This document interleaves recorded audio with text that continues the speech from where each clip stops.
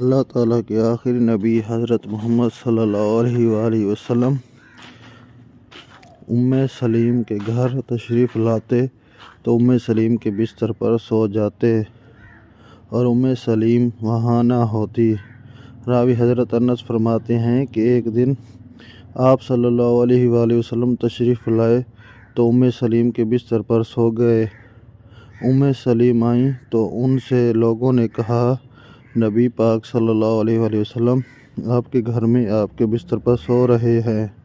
راوی کہتے ہیں کہ حضرت ام سلیم اندر آئیں تو دیکھا کہ آپ صلی اللہ علیہ وسلم کو پسینہ آ رہا ہے۔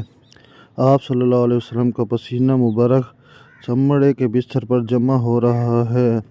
ام سلیم نے ایک ڈبیا کھولا اور آپ صلی اللہ علیہ وسلم کا پسینہ مبارک پونجھ کر اس میں ڈالنے لگی تو نبی پاک صلی اللہ علیہ وسلم گھبرا گئے اور فرمانے لگے، اے ام سلیم یہ کیا کر رہی ہو؟